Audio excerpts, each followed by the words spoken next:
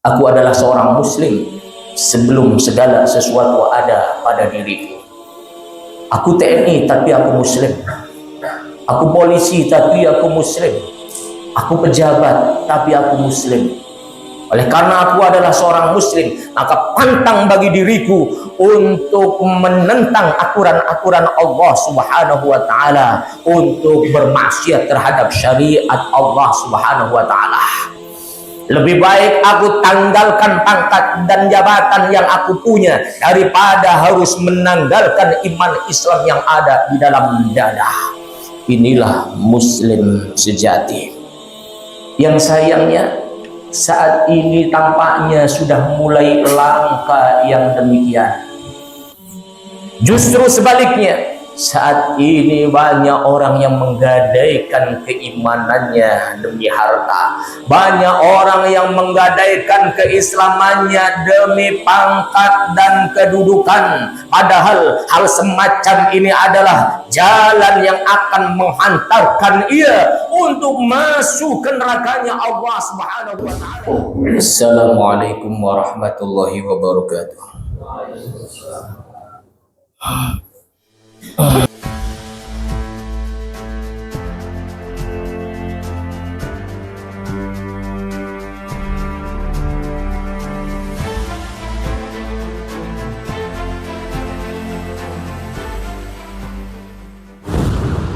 Innal hamdalillah nahmaduhu wa nasta'inuhu wa nastaghfiruh wa na'udzu billahi min shururi anfusina wa min sayyiati a'malina.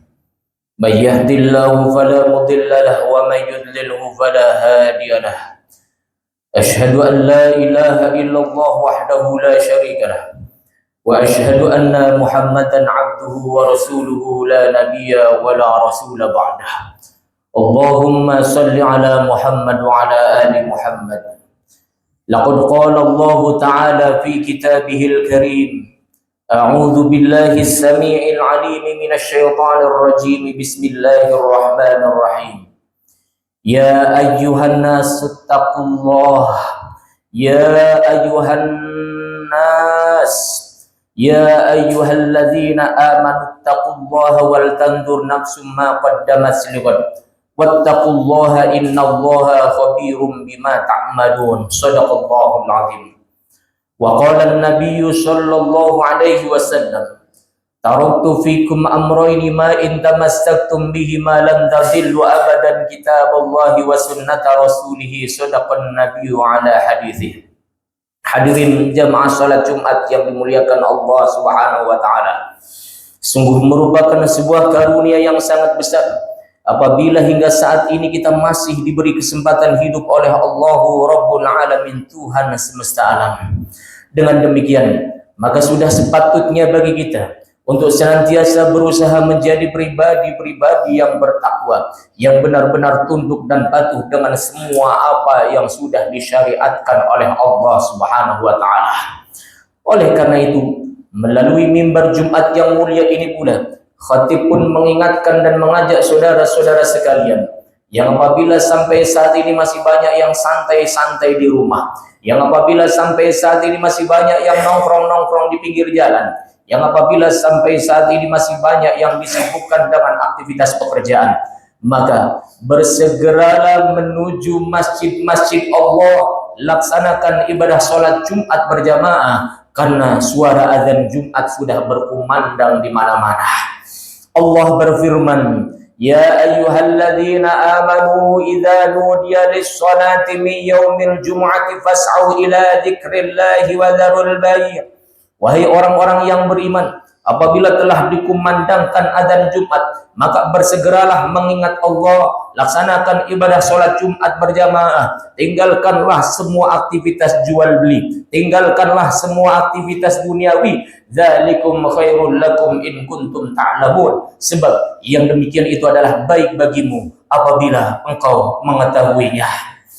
Saudara-saudara jamaah Jumat yang dimuliakan Allah Subhanahu wa taala, saat ini kita berada di pertengahan bulan Sya'ban, yang itu artinya tinggal beberapa hari lagi kita akan bersama-sama memasuki bulan suci Ramadan. Yang Rasulullah Muhammad Sallallahu Alaihi Wasallam dalam hal ini pernah menyampaikan dalam salah satu sabdanya, "Man fariha bidukhuli Ramadan, haramallahu jasadahu 'alan niran." Barang siapa yang berbahagia menyambut datangnya bulan suci Ramadan, maka Allah haramkan jasadnya disentuh oleh api neraka.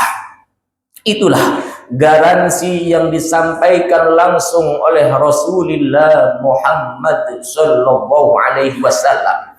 Siapapun di antara kita yang berbahagia dengan kedatangan bulan yang mulia, yang kebahagiaan itu bukan hanya sekedar euforia, akan tetapi kebahagiaan kita menyambut datangnya bulan Ramadan kita buktikan dengan persiapan segala sesuatunya. Kita mempersiapkan jiwa dan raga kita. Kita mempersiapkan lahir dan batin kita. Jiwa kita persiapkan dengan mulai sekarang ini bersungguh-sungguh kita bertobat kepada Allah Subhanahu wa taala. Sementara raga kita persiapkan dengan cara mempersiapkan bekal dan segala sesuatunya yang kemudian menjadi prioritas yang disampaikan oleh Nabi. Hakikatnya adalah bagaimana persiapan batin kita menyambut datangnya bulan yang mulia. Persiapan yang bagaimana? Persiapan yang benar-benar, persiapan yang zahiran wa batinan. Kita bertobat kepada Allah, tidak menunggu bulan Ramadan tiba. Kita menjadi taat kepada Allah, tidak menunggu bulan Ramadan datang. Kita menjadi khusyuk ketika bersujud kepada Allah, bukan hanya ketika di bulan Ramadan. Mulai dari saat inilah kita serius menjadi pribadi-pribadi yang bertakwa, yang siap untuk melakukan segala apa yang sudah diperintahkan oleh Allah dan menjauhi segala apa yang sudah diharamkan oleh Allah Subhanahu wa taala. Terlebih lagi dalam kaitannya ketakwaan, Allah Subhanahu wa taala sudah menyampaikan di dalam firman-Nya Quran surah Ali Imran ayat ke-112. Ya ayyuhalladzina amanu taqullaha haqqa tuqatih. Wahai orang-orang yang beriman, bertakwalah kalian kepada Allah dengan sebenar-benarnya takwa. Yang ketakwaan bukan hanya sekedar di lisan maupun tulisan, akan tetapi harus benar-benar terimplementasikan dalam semua aktivitas kehidupan. Masih di ayat yang sama di kalimat berikutnya kemudian Allah menegaskan, wala tamutunna illa wa antum muslimun. Dan janganlah kalian mati wahai orang-orang yang beriman kecuali kalian mati dalam keadaan menjadi seorang muslim. Sebab ketika seseorang mati maka hanya ada dua pilihan baginya. Apabila ia tidak mati dalam keadaan menjadi seorang muslim, maka dipastikan ia akan mati dalam keadaan kafir. Kenapa? Karena di akhir kehidupan manusia hanya ada dua jalan baginya. Apabila ia tidak mati dalam keadaan husnul khatimah, maka dipastikan ia akan mati dalam keadaan su'ul khatimah. Na'udzubillah min dzalik wa Allahumma ba'idna min dzalik. Saudara-saudara kaum muslimin, jamaah Jumat yang dimuliakan Allah Subhanahu wa taala, yang hakikatnya Nabi Muhammad Sallallahu Alaihi Wasallam pernah menyampaikan bahwa kullu ummati yadkhuluna al-jannah, setiap umatku mereka akan masuk surga, kata Rasul, illa man aba, kecuali mereka orang yang tidak mau diajak masuk ke dalam surga. Kemudian salah seorang sahabat bertanya, man huwa ya Rasulullah, siapa gerangan itu orangnya yang tidak mau diajak masuk ke dalam surga itu ya Rasulullah? Rasul pun kemudian menjawab, man ata'ani dakhalal jannah, siapa yang taat kepadaku maka ia masuk surga. Wa man asani, dan barang siapa yang tidak taat kepadaku faqad aba, maka sungguh dia itulah orang yang tidak mau diajak masuk ke dalam surganya Allah Subhanahu wa taala. Itulah sebabnya para khatib, para mubaligh senantiasa mengingatkan para jamaah di atas mimbar-mimbar mereka agar senantiasa kita semua menjaga iman dan Islam kita, menjaga ketakwaan kita kepada Allah Subhanahu wa taala. Jangan jadikan kesulitan kita dalam mencari nafkah sebagai alasan bagi kita untuk menghalalkan apa-apa yang sudah diharamkan oleh Allah Subhanahu wa taala. Tetaplah sabar mencari yang halal, tetaplah sabar mencari yang diridhoi oleh Allah Subhanahu wa taala. Lebih baik hidup apa adanya daripada hidup terlihat bergelimang harta, akan tetapi itu semua dari jalan yang tidak diridhoi oleh Allah Subhanahu wa taala. Jangan jadikan pula kesibukan kita dalam mencari nafkah sebagai alasan bagi kita untuk melupakan kewajiban kita kepada Allah Subhanahu wa taala. Sesibuk apapun kita, jangan sampai kemudian kita terlena dengan kesibukan kita. Ya ayyuhalladzina amanu, wahai orang-orang yang beriman, la tulhikum amwalukum wala auladukum an dzikrillah wa may yaf'al dzalika faulaika humul khasirun. Janganlah kalian semua, wahai orang-orang yang beriman, disebabkan harta kalian, disebabkan anak-anak kalian, menyebabkan kalian lupa kepada Allah Subhanahu wa taala. Dan barang siapa yang berbuat demikian, kata Allah, faulaika humul khasirun, maka mereka adalah orang-orang yang rugi. Bisa saja di dunia ia terlihat sukses, bisa saja di dunia terlihat mempunyai segala apa yang diinginkan, akan tetapi jangan lupa di akhirat nanti ia akan menyesal untuk selama-lamanya, karena ternyata kesuksesan yang didapatkan dengan cara menghalalkan berbagai macam cara. Harta benda yang dimilikinya ternyata didapatkan dari cara yang tidak diridhoi oleh Allah Subhanahu wa taala. Oleh karena itu, di sini banyak pedagang. Jadilah kalian semua pedagang-pedagang yang soleh. Di sini banyak pegawai. Jadilah kalian semua pegawai-pegawai yang soleh. Di sini banyak ojol. Jadilah kalian semua orang-orang yang beriman dan bertakwa kepada Allah Subhanahu wa taala. Di sini banyak juru parkir. Jadilah kalian semua juru parkir yang beriman dan bertakwa kepada Allah. Di sini juga banyak mahasiswa, banyak pula pelajar, santri dan yang lainnya. Jadilah kalian semua orang-orang yang beriman dan bertakwa kepada Allah Subhanahu wa taala. Jadilah kalian orang-orang yang taat. Jadilah kalian pribadi-pribadi yang saleh, yang kesolehan itu hakikatnya jalan bagi kita untuk mendapatkan surganya Allah Subhanahu wa taala. Saudara-saudara kaum muslimin, jamaah Jumat yang dimuliakan Allah, termasuk juga di sini barangkali ada yang menjadi pejabat. Barangkali di sini pun ada yang menjadi aparat, baik TNI maupun Polri. Kalian jadilah pejabat-pejabat, aparat-aparat yang beriman dan bertakwa kepada Allah Subhanahu wa taala. Jangan kalian ikutan pejabat-pejabat yang ada di atas sana, yang berbuat banyak kezaliman kepada rakyatnya. Jangan taati perintah pimpinan kalian manakala pimpinan kalian memerintahkan kalian untuk berbuat zalim kepada manusia. Jangan kalian taati instruksi atasan kalian manakala instruksi itu mengarahkan kalian untuk berbuat durhaka terhadap aturan-aturan Allah Subhanahu wa taala. Jadilah orang-orang yang mempunyai prinsip ayyuhal muslimun. Ana muslim qabla kulli syai'. Aku adalah seorang muslim sebelum segala sesuatu ada pada diriku. Aku TNI tapi aku muslim. Aku polisi tapi aku muslim. Aku pejabat tapi aku muslim.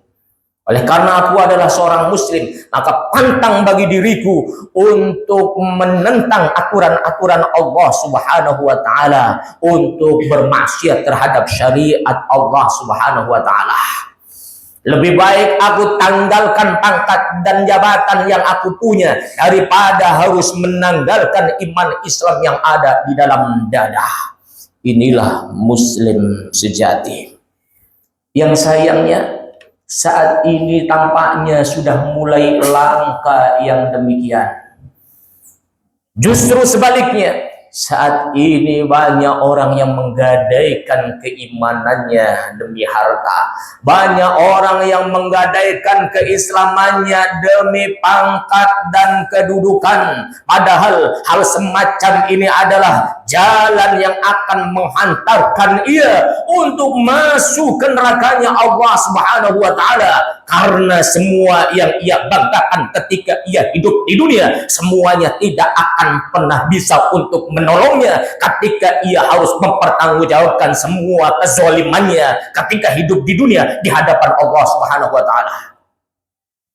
Padahal Allah sudah mengingatkan, ayuhal muslimun, la tamutunna illa wa antum muslimun. Jangan kalian mati kecuali kalian mati dalam keadaan menjadi seorang muslim. Allah tidak mengingatkan kita jangan kalian mati kecuali kalian mati dalam keadaan menjadi polisi, tidak. Allah tidak menyampaikan kepada kita jangan kalian mati kecuali kalian dalam keadaan menjadi tentara, tidak. Allah pun tidak mengatakan kepada kita jangan kalian mati kecuali kalian dalam keadaan menjadi pegawai negeri, tidak. Allah hanya mengingatkan kepada kita, la tamutunna illa wa antum muslimun. Jangan kalian mati wahai orang-orang yang beriman kecuali kalian mati dalam keadaan menjadi seorang muslim.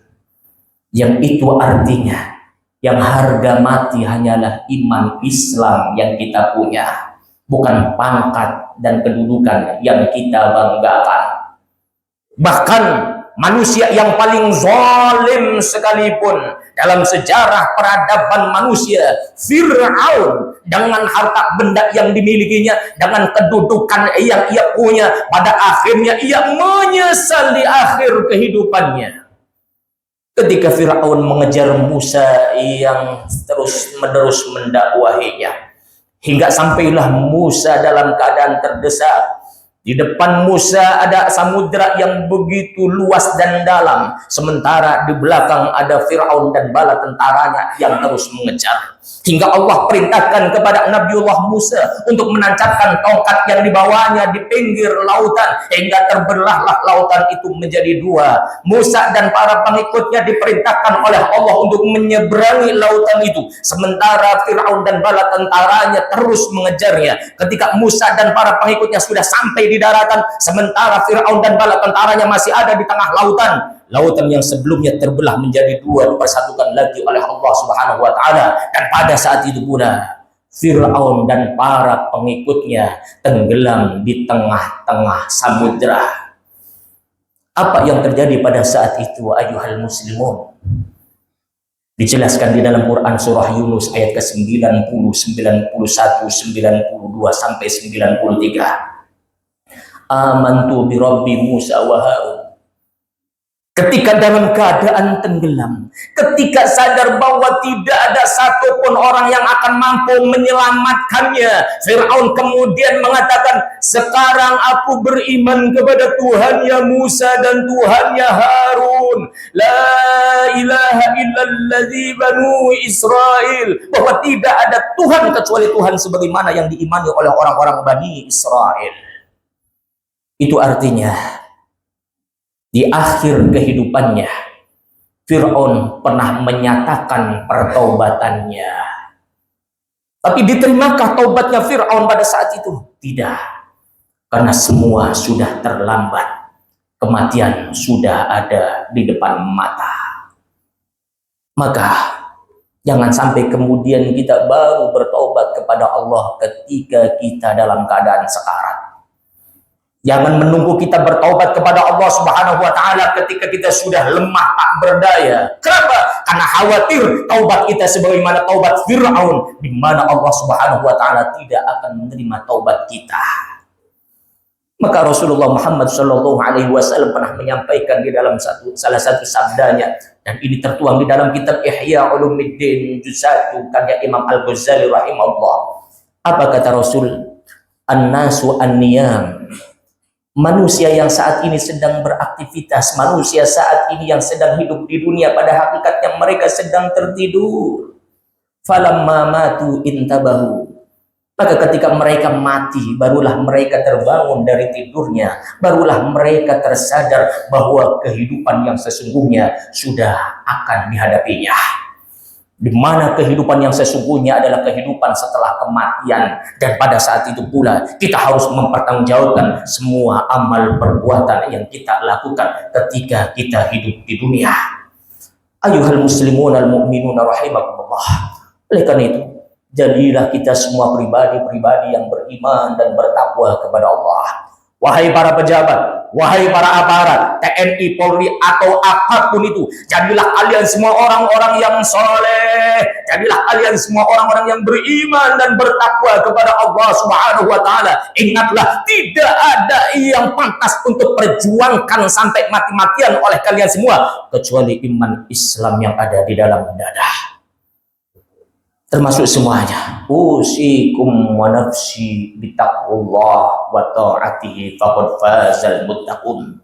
Barakallahu li wa lakum minal ayati wa dzikril hakim. Wa taqabbalallahu minna wa minkum taqabbal ya karim. Fastaghfiruhu innahu huwal ghafurur rahim. Alhamdulillah. الحمد لله الذي جعلنا من الناسين وأفهمنا من علوم العلماء الراسخين والصلاة والسلام على من نسخ دينه وأديان الكفرة الطالحين وعلى آله وأصحابه الذين كانوا بتمسك شريعة الصالحين. أما بعد، فيا أيها المسلمون المؤمنون رحمكم الله، اتقوا الله حق تقاته، اتقوا الله حق تقاته ولا تموتن إلا وأنتم مسلمون. لقد قال الله تعالى: يا أيها الذين آمنوا اتقوا الله وقولوا قولا سديدا يصلح لكم أعمالكم ويغفر لكم ذنوبكم ومن يطع الله ورسوله فقد فاز فوزا عظيما. وصلوا على النبي الكرام محمد صلى الله عليه وسلم. إن الله وملائكته يصلون على النبي يا أيها الذين آمنوا صلوا عليه وسلموا تسليما. اللهم صل على محمد وعلى آل محمد. اللهم اغفر للمسلمين والمسلمات والمؤمنين والمؤمنات الأحياء منهم والأموات كافة عامة من مشارق الأرض إلى مغاربها في برها وبحرها من يمينها إلى شمالها، ونخص خاصة على جميع المسلمين والمسلمات في بلدتنا إندونيسيا. اللهم إنا نعوذ بك من إمارة الصبيان والسفهاء. اللهم إنا نعوذ بك من إمارة الصبيان والسفهاء. اللهم إنا نعوذ بك من إمارة الصبيان والسفهاء يا رب العالمين.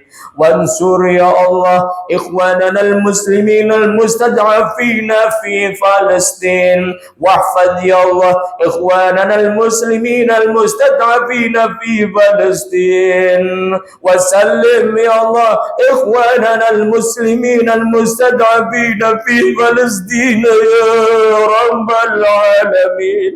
اللهم حرر المسجد الأقصى من اليهود الغاصبين. اللهم حرر المسجد الأقصى من اليهود الظالمين. اللهم حرر المسجد الأقصى من اليهود يا رب العالمين. اللهم عليك باليهود، اللهم عليك باليهود، اللهم عليك باليهود. حسبنا الله ونعم الوكيل، نعم المولى ونعم النصير. لا حول ولا قوة إلا بالله العلي العظيم. ربنا نور قلوبنا بنور هدايتك كما نورت الأرض بنور شمسك أبدا أبدا. اللهم أرنا الحق حقا وارزقنا اتباعه، وأرنا الباطل باطلا وارزقنا اجتنابه. ربنا لا تزغ قلوبنا بعد إذ هديتنا وهب لنا من لدنك رحمة إنك أنت الوهاب. ربنا اغفر لنا ذنوبنا ولوالدينا وارحمهم كما ربيانا صغارا. ربنا آتنا في الدنيا حسنة وفي الآخرة حسنة وقنا عذاب النار. وصلى الله على سيدنا محمد وعلى آله وصحبه وبارك وسلم. دعواهم فيها سبحانك اللهم وتحيتهم فيها سلام، وآخر دعواهم أن الحمد لله رب العالمين. عباد الله، إن الله يأمركم بالعدل والإحسان وإيتاء ذي القربى وينهى عن الفحشاء والمنكر والبغي يعظكم لعلكم تذكرون. فاذكروا الله العظيم يذكركم ولذكر الله أكبر. أقم الصلاة.